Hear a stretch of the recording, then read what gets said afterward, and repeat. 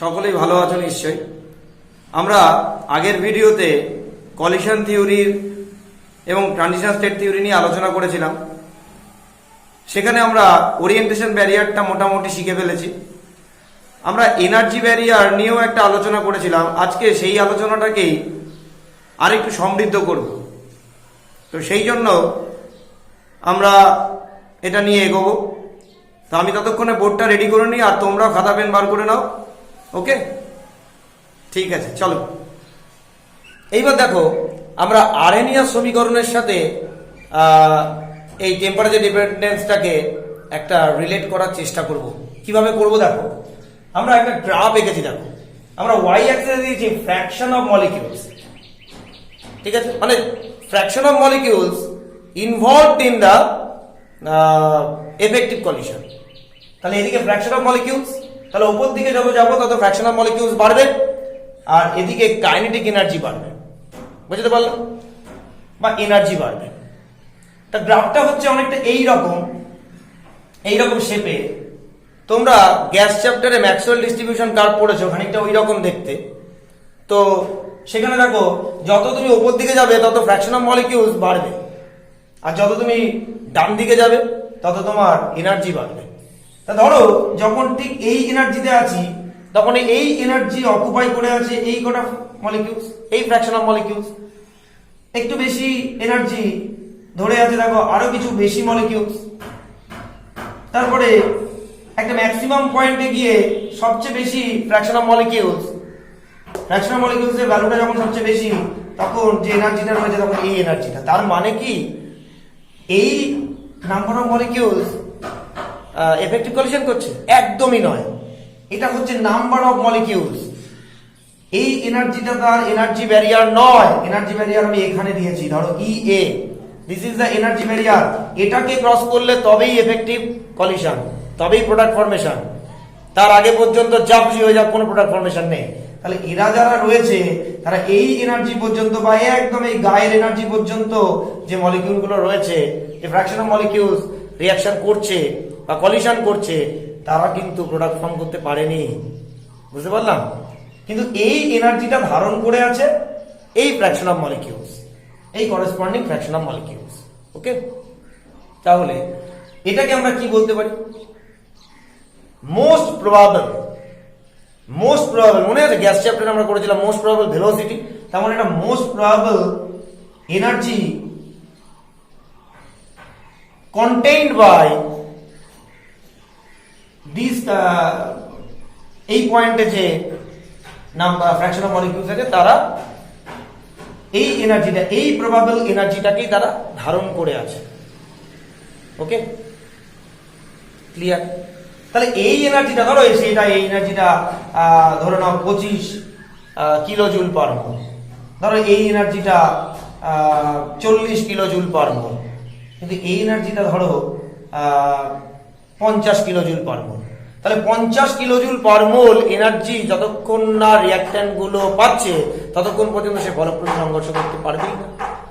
তাহলে এই এনার্জির পরে যারা রয়েছে, তাহলে এই এনার্জির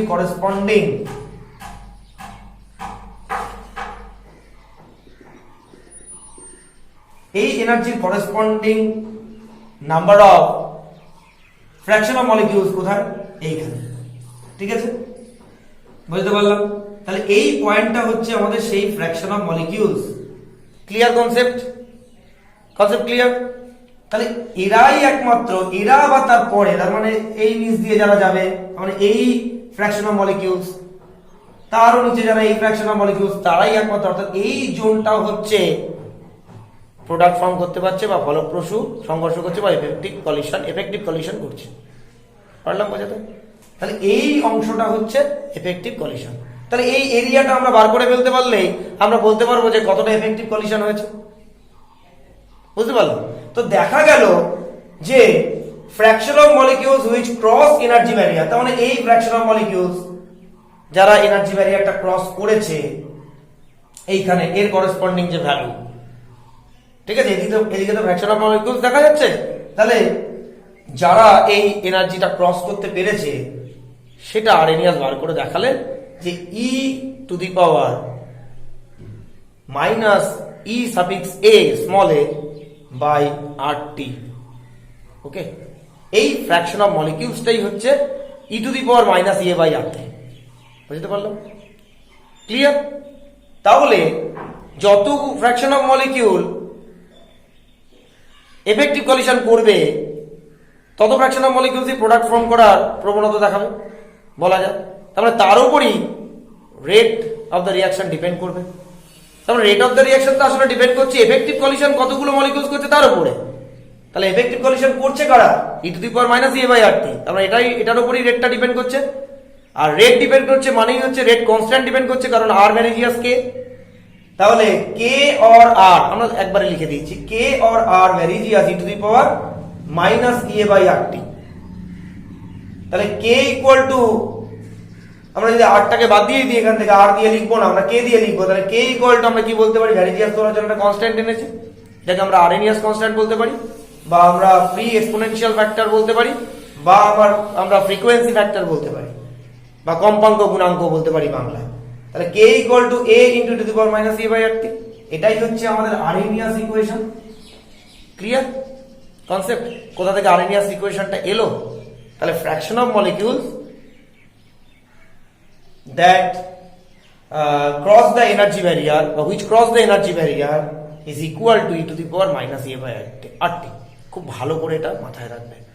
তাহলে সেখান থেকেই কিন্তু সেটাই রেটের উপর ডিপেন্ডেন্ট, সেটাই কে এর উপর, কে মানে রেট তার উপরই ডিপেন্ডেন্ট এবং কেও তার উপর ডিপেন্ডেন্ট। ফলে কে ইকুয়াল টু আমরা বলতে পারি a into E to the power minus A by R T. এটাই আরএনিয়াস ইকুয়েশন। ওকে, বুঝতে পারলাম? আশা করি বুঝতে পারলে। দেখো, আমরা এতক্ষণ যেটা করলাম যে ফ্র্যাকশন অফ মলিকিউলসটা বার করলাম, অ্যাক্টিভেশন এনার্জি ক্রস করতে পেরেছে, সেটা কিন্তু এক টেম্পারেচার টি, ক্যাপিটাল টি। টেম্পারেচার যদি বাড়িয়ে দেওয়া হয় তাহলে কি হবে? তাহলে ফ্র্যাকশন অফ মলিকিউলস যাদের অ্যাক্টিভেশন এনার্জি আছে, এই ফ্র্যাকশন অফ মলিকিউলসটা বেড়ে যাবে। অর্থাৎ যত টেম্পারেচার বাড়বে তত কলিশনটা বেড়ে যাবে, তত বেশি নাম্বার অফ মলিকিউলস কলিশন করবে, তত ফ্র্যাকশন অফ মলিকিউলস যারা কলিশন করছে সেটা বেড়ে যাবে। ক্লিয়ার? বুঝতে পারলাম? এবার আমরা চলে আসবো আরএনিয়াস ইকুয়েশনের অ্যাপ্লিকেশনে। দেখো, এবার আমরা চলে আসছি অ্যাপ্লিকেশন অফ আরএনিয়াস ইকুয়েশন। অ্যাপ্লিকেশনটা কিরকম? অ্যাপ্লিকেশন মানেই হচ্ছে সোজা একটা কথা, এখান থেকে আমরা অ্যাক্টিভেশন এনার্জি কি করে ক্যালকুলেট করতে পারি সেটা আমরা দেখে নেব। তাহলে প্রথমেই দেখো, আমরা আরএনিয়াস ইকুয়েশন লিখেছি, আমরা এখানে সিন্স দিয়ে দিলাম, লিখলাম না, তোমরা বুঝে নাও এখানে according to Arrhenius equation K equal to A into to the power minus A by R T. এবার বোথ সাইডে তুমি ln নিয়ে নাও, তাহলে ln K equal to ln a into E to the power minus A by R T. Okay, তাহলে ln কে equal two, গুণ আছে যোগ হবে, ln K equal to ln a plus ln E to the power minus A by R T. পাওয়ারে থাকলে আগে চলে আসে, তাহলে ln K equal to ln a, এই পাওয়ারটা আগে চলে এসেছে minus A by R T ln e মানে ln e মানে আমরা বলতে পারি log e base e, log e base e মানে 1, তাহলে ভ্যালুটা 1 হয়ে গেছে।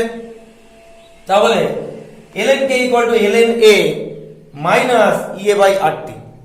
ওকে, এইটাকে আমরা y equal to mx plus c এর সাথে তুলনা করলে কি দাঁড়াবে? y equal to ln k, তার মানে y অ্যাক্সিস আমরা ln k কে প্লট করেছি। m ইকুয়াল টু আমাদের দাঁড়ালো হচ্ছে minus e a by r, আর x ইকুয়াল টু দাঁড়ালো 1 বাই t। তাহলে আমরা x অ্যাক্সিসে 1 বাই t প্লট করেছি। ক্লিয়ার? তারপরে আমরা চলে আসছে c equal to ln a। তাহলে ব্যাপারটা হচ্ছে যে আমাদের যদি প্লটিংটা আমরা করি, তাহলে নেগেটিভ স্লোপ আছে উইথ ইন্টারসেপ্ট কত? ইন্টারসেপ্ট হচ্ছে ln a। তার মানে এই যে টোটাল অংশটা, এটা হচ্ছে আমাদের ln a। ওকে, এটাই হচ্ছে ইন্টারসেপ্ট। তাহলে কতটা উপরে গিয়ে ছেদ করেছে? y অ্যাক্সিস কে ছেদ করেছে ln a উপরে গিয়ে। Clear concept? তাহলে আমরা নেগেটিভ স্লোপ পেলাম, 1 by t ln k versus 1 by t plot করলে আমরা নেগেটিভ স্লোপ পেয়েছি, এবং সেখানে আমাদের থিটাটা কোথায় হয়েছে একটু দেখিয়ে দিয়েছি আমরা, যেহেতু এখানে টাচ করেনি তাই এখানে আমরা দেখে নিয়েছি থিটাটা কোথায় হচ্ছে। স্লোপটা হচ্ছে slope equal to tan theta, এবং স্লোপ হচ্ছে দেখো মাইনাস এ বাই আর, তাহলে minus A by r slope. তাহলে ধরো আমরা কি করে অ্যাক্টিভেশন এনার্জি ক্যালকুলেট করতে পারি? এখানে ধরো ডিফারেন্ট টেম্পারেচারে ডিফারেন্ট কে এর ভ্যালু পেয়েছি আমরা, তাহলে তার একটা ডেটা শিট বক্স বানিয়ে নিলাম আমরা। সেখানে আমরা একটা করে কে এর মান বসাবো, একটা করে টি এর মান বসাবো, তার পয়েন্টগুলো গ্রাফের মধ্যে নিয়ে নেব, নিয়ে গ্রাফটা আঁকবো এবং তার স্লোপটা আমরা সেখান থেকে ক্যালকুলেট করে নেব। স্লোপ ক্যালকুলেট করলেই আমরা ই এর ভ্যালু পেয়ে যাব, পাবো না? কারণ স্লোপ ইকুয়াল টু মাইনাস ইয়ে বাই আর, তো বুঝতে পারলাম। এই গ্রাফটাকে আবার আমরা লগ দিয়েও রিপ্রেজেন্ট করতে পারি, ঠিক আছে, বোঝা গেল। এবার আমরা লগ কে ভার্সেস 1/t প্লটটা করব। তাহলে জাস্ট একটা চেঞ্জ করে নিয়েছি, দেখো ln K equal to ln a minus a by rt আমাদের ছিল। ln থেকে লগ এ কনভার্ট করতে গেলে ln ইকুয়াল টু আমরা লিখতে পারি 2.303 লগ, একাধিকবার বলা হয়েছে এটা। তাহলে ln এর জায়গায় লিখেছি 2.303 লগ কে, ln a এর জায়গায় আমরা লিখলাম 2.303 log a minus ea by rt, যেমন আছে তেমন। এবার এই 2.303 দিয়ে উভয় পক্ষে ভাগ করে দাও, ভাগ করে দিলে কি দাঁড়ালো, log k equal to log a minus ea by 2.303 rt। Okay, তাহলে এটাকে y equal to mx plus c এর সাথে তুলনা করলে y equal to log k, y অ্যাক্সিসে log k প্লট করেছি, এবং x ইকুয়াল টু দেখো 1/t, তাই 1/t x অ্যাক্সিসে প্লট করেছি। এবং এবার স্লোপটা চেঞ্জ হয়েছে, স্লোপটা কি হয়েছে, স্লোপ হয়েছে মাইনাস a বাই 2.303 r। ওকে, তাহলে স্লোপটা একটু চেঞ্জ হবে, আগেরটা ছিল মাইনাস a বাই r, এবার হলো মাইনাস ea বাই 2.303 r। তাহলে সামান্য স্লোপটা চেঞ্জ হয়েছে এবং তার ক্ষেত্রেও আমরা অ্যাঙ্গেলটা থিটা দেখিয়ে দিয়েছি, এবং ইন্টারসেপ্টটা এক্ষেত্রে log a, অর্থাৎ কতটা উপরে গিয়ে y অ্যাক্সিসে টাচ করছে সেটা হচ্ছে log a, অরিজিন থেকে কতটা উপরে গিয়ে log k কে টাচ করছে সেটা হচ্ছে log a। Okay, clear concept. তাহলে এটা বেশি পরিচিত গ্রাফ, এই গ্রাফটা বেশি পরিচিত। ওকে, এবার আমরা আরেকটু এগোচ্ছি। দেখো, ধরো দুটো ডিফারেন্ট টেম্পারেচার দেওয়া হয়েছে এবং দুটো ডিফারেন্ট টেম্পারেচারের জন্য দুটো ডিফারেন্ট রেট কনস্ট্যান্ট পেয়েছি। একটা হচ্ছে k1 যখন টেম্পারেচার t1, আর একটা হচ্ছে k2 যখন টেম্পারেচার t2, ঠিক আছে। এবং এক্ষেত্রে t2 greater than t1, t2টা t1 এর থেকে বড়। তো আরএনএস ইকুয়েশন অনুসারে আমরা লিখতে পারি k1 equal to a e to the power minus ea by rt1, আর এ পাশে লিখতে পারি k2 equal to a e to the power minus ea by rt2। Okay, তাহলে বোথ সাইডে লগ নিয়ে যে ইকুয়েশনটা দাঁড়াচ্ছে আমরা একবারে করে দিয়েছি। একটু আগে লগ আমরা এস্টাবলিশ করে এসেছি, লগ দিয়ে যে ইকুয়েশনটা দাঁড়ায়। তো log k1 equal to log a minus ea by 2.303 rt1, আর log k2 equal to log a minus ea by 2.303 rt2। Okay, এবার এটাকে 1 নম্বর দিয়েছি, এটাকে 2 নম্বর দিয়েছি। 2 বিয়োগ 1 করো, ডুইং 2 মাইনাস 1, 2 বিয়োগ 1 যদি আমরা করি তাহলে কি দাঁড়াবে, log k2 minus log k1 equal two, দেখো ea বাই 2.303 r টা কমন চলে গেছে। কমন চলে যাওয়ার ফলে কি হয়েছে, এটা মাইনাস এটা করছি, তাহলে যেটা দাঁড়াবে দেখো এটার তো মাইনাস থাকবেই, 1/t2 এর আগে একটা মাইনাস থাকবে, কিন্তু মাইনাস হবে এটার জন্য এটা প্লাস হয়ে যাবে, তাই ea by 2.303 r into 1/t1 minus 1/t2। তাহলে log এর মাইনাস মানে হচ্ছে ভাগ, তার মানে log k2 by k1 equal to ea by 2.303 r into t2 minus t1 by t1 t2। আমরা এলসিএম করে নিয়ে বাকি কাজটা সিম্পল করে নিয়েছি। ওকে, তাহলে এই ইকুয়েশনটা দিয়ে আমাদের নিউমেরিক্যালস করতে হতে পারে। ওকে, এবার আমরা পরবর্তী টপিকে চলে আসছি, রাসায়নিক বিক্রিয়ার হারের ওপর অনুঘটকের প্রভাব। তো এটা বোঝবার জন্য প্রথমে আমাদের জানতে হবে অনুঘটক বলতে আমরা কি বুঝি। অনুঘটক হলো যে রাসায়নিক পদার্থের উপস্থিতিতে বিক্রিয়ার, অর্থাৎ রাসায়নিক বিক্রিয়ার হার বৃদ্ধি পায় এবং বিক্রিয়ার শেষে উক্ত পদার্থের ভর এবং রাসায়নিক সংযুতি অপরিবর্তিত থাকে, তাকে আমরা অনুঘটক বলি। এখন অনুঘটকের উপস্থিতিতে বিক্রিয়ার হার কিভাবে পরিবর্তিত হয় তা প্রাথমিকভাবে বলা যায়, আমরা জানি যে অনুঘটক ব্যবহার করলে বিক্রিয়ার হার বৃদ্ধি পায়। কেন বৃদ্ধি পায় সেটা বোঝবার জন্য আমাদের একটা রিলেশন আমি একটু বানিয়ে দিয়েছি একটা রিলেশন, অনুঘটক ভ্যারিজিয়াস 1/EA। EA মানে সক্রিয়করণ শক্তি আমরা জানি, যার ইংরেজি হচ্ছে activation energy, energy of activation. অর্থাৎ অনুঘটক ভ্যারিজিয়াস 1/EA অর্থাৎ ব্যস্তানুপাতিক সম্পর্ক সক্রিয়করণ শক্তির সাথে অনুঘটকের।